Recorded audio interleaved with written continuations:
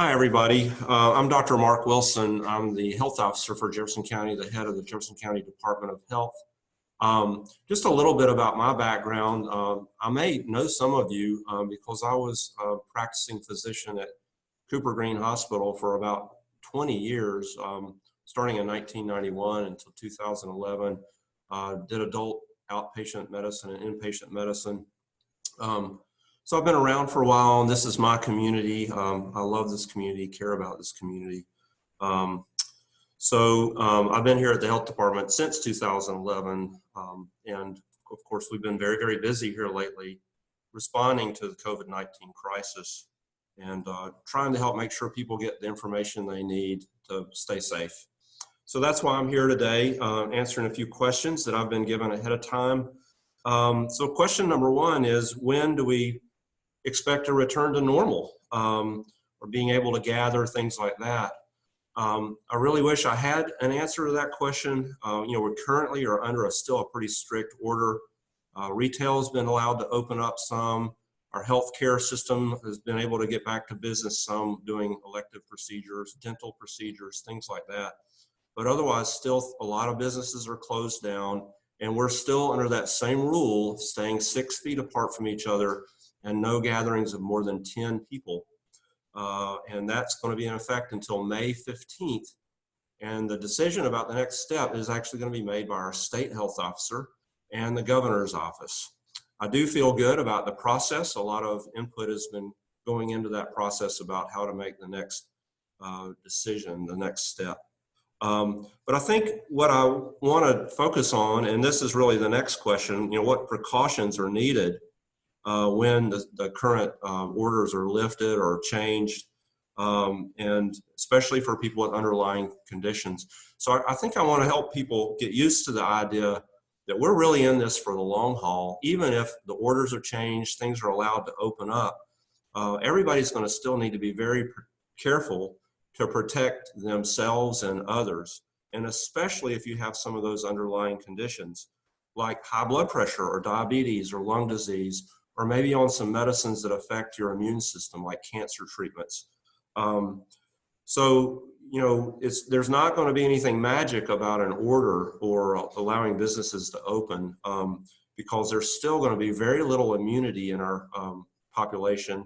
And unless you've already had it, it means you're not immune. There's a new medicine that's coming out, remdesivir, that will be available in our hospitals over the next few months. But that medicine isn't a magic cure. It helps improve outcomes slightly, but it's just not a cure. And as you've probably heard, we won't have a vaccine for at least a year, maybe even a year and a half. So we're really going to have to hang in there with this. And if you do have one of those underlying conditions, unless you have to go to work or have to go out for something really necessary, you need to continue to stay home as much as you can and protect yourself. So that means keeping a distance from others. That 6 feet is a safe number. The face covering when you go out, that's to actually protect other people. And that's when you go out where there are crowds of people, not just taking a walk. Washing your hands frequently, using hand sanitizer. Anytime you've touched any surfaces that somebody else might have touched, even your mail carrier coming and opening the gate and coming to your house, or somebody who comes and touches your doorknob, you need to be aware of those things. And if you've touched one of those surfaces, be sure you don't touch your face until you've washed your hands or used hand sanitizer. Again, just be very careful, generally speaking. The next question is, what medications or vitamins or supplements are useful to build our immune system, since some folks in our community are more at risk? The short answer is there are not any. And I know there are a lot of little myths out there, and you can do this or that to help improve your immune system. We don't have any evidence that any of those things help. The best protection is keeping from getting the virus at this point until we have medications that work, that are approved by the FDA, or vaccines that work. And again, it's going to be a long time before those are available. You can take vitamins if you want to, that won't hurt. except that I wouldn't spend a lot of money on things. I would much prefer that you eat fruits and vegetables in your diet. That has more known health benefits. We do not know that extra vitamins or supplements are helpful. There's just simply no evidence for that at this point. But speaking of medications, we mentioned how high blood pressure, diabetes, other things like that can affect people's ability to do well or not do well if they do get this virus. And so if you have high blood pressure, diabetes, other conditions, please make sure that you are staying on your medicines and that your blood pressure is controlled, that your blood sugar is controlled. If you have lung problems, that you're on the right medicines for those.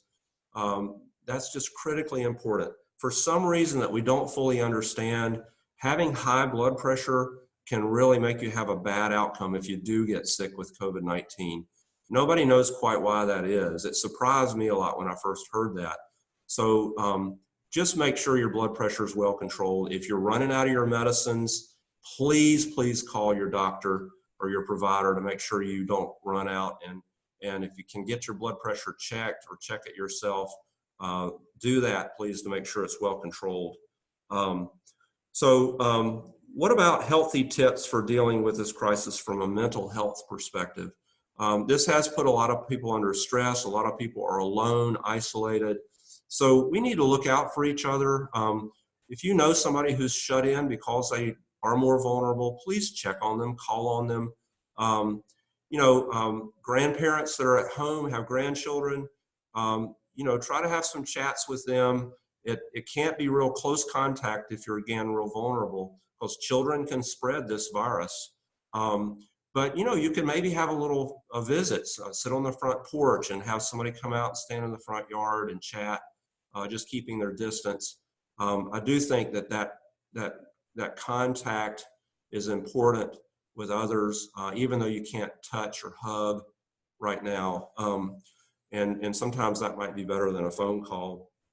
And also just get outdoors, get some sunlight, get some fresh air, take a walk.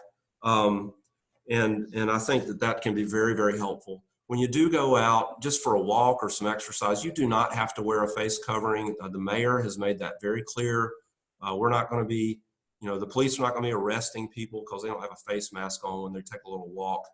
But if you are going to be around other people, we do want you to have a face mask, or just get out of the other people's way if you're passing them on the sidewalk. Somebody asked about symptoms. We do just want to review some of the symptoms of this, and how do you distinguish symptoms of this from just your cold symptoms or allergies you get this time of year. So symptoms can appear anywhere from 2 to 14 days after you've been exposed. They might be mild or they might be severe. Two of the hallmark symptoms are cough or shortness of breath, difficulty breathing. But there's some other symptoms people can have with this that you need to know about. Certainly fever, chills, muscle aches, sort of like you get with the flu, headache, sore throat. And then one thing that's pretty characteristic and interesting about this is the loss of smell or taste. That's pretty distinctive. So if you have those symptoms, you might want to get tested. We have a lot of information, and we'd be happy to share that on where you can get tested. The UAB site on university, the health department is paying for anybody who does not have insurance. There's also Cahaba Medical Care over in West End near Princeton Hospital that's helping people get tested, evaluating people. So we do encourage you to just get out, eat a healthy diet, make sure you're on your medicines, and let's all take care of each other, watch out for each other, and be careful. We're in this for the long haul, folks. Many months to come, so we're just going to have to get used to a new way of life. Thanks for the chance to talk to you, and please be safe. Bye-bye.